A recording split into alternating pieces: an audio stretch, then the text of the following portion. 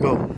My name is Rudy Flores. I came to the Pilsen community. I moved in 1957, and it has always been a hard surface community where with just pavement and asphalt, rail yards running through, and the environment wasn't all that. Nobody was concerned about the environment. Around in the 60s, it became a art colony was born, where murals were being painted in public spaces so that people can see. Usually, the murals would be based on the environment, one way or the other. We would have images of smokestacks, the rail yards, and the community as it looked at that time. There was a lot of people that contributed to it, and what you see here is a mural that grew spontaneously in 1978 after a young man was murdered, trying to unify the community. That was left by him is a legacy of unity. And he felt a very strong connection with the idea that only through unifying the youth, only through organizing in the young people in the community, that generation would thrive. And therefore, after he was killed in this particular incident back in 1973, the community reacted to that, and they were very irate, simply because of what he was trying to do. He knew it was dangerous because, that's the way it was at the time. He knew what he was trying to do. Some people felt that it was hopeless, that you could never do that you could never get peace, you could never get unity. You cannot get the clubs and the youth to be unified. That's what he was told, and that was what people believed. But he was persistent. As he went up and down this community, talking to different people, they began to feel a little bit more optimistic about that approach of unifying the young people. But he was assassinated. He was killed at a local park by some young people in a drive-by shooting. What happened was the community, because they were aware of this young man's efforts and what he was trying to do, they were irate. They took to the streets and began to demonstrate and begin to push that legacy. And there was a lot of optimism that grew from that. One of the young people in the group decided to organize an effort to reach the community, some way to not only connect, but a visual that they could see that sends the message of unity. And therefore, he got together some of the artists in the neighborhood, and he provided funds and a volunteer group to come out here and do a mural. That mural survived from 1978 until 2021.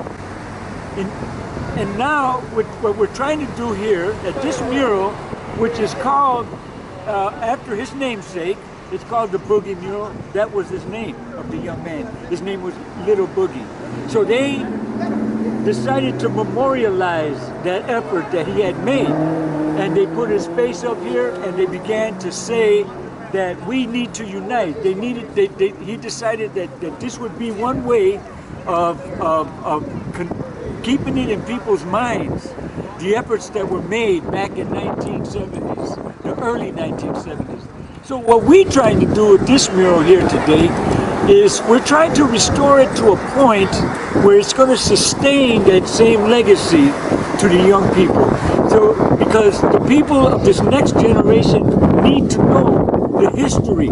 They need to know what went on back in the 1960s and 70s, because there was a lot of activities going on. People, because of Little Boogie's efforts and other people's efforts, the issue of uniting and protecting the community and protecting our young generation, it needed to survive. And we feel that through this mural, we can help it survive.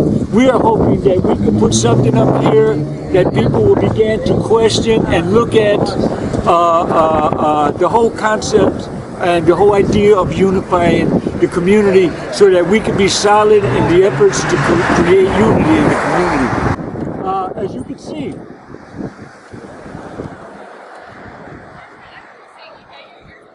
Boogie heard the cry of the community. He saw the brutality at the time. Education there was a 75% dropout rate in this community and amongst this group of people, and there was also a lack of employment opportunities for the young generation of this generation. And he heard that call, and he went from a club in the streets, which was labeled a gang by the police and the authorities, and he went from that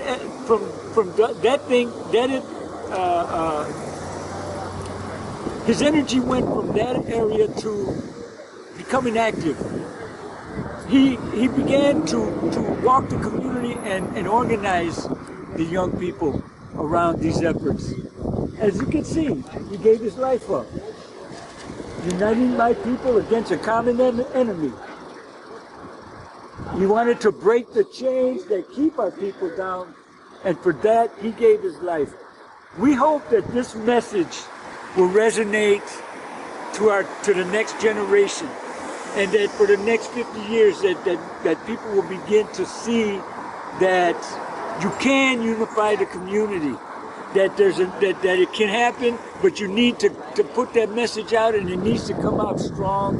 And this is the best way of doing it, by putting it on a major street corner just like this, and giving the message down and letting it carry and resonate throughout the community.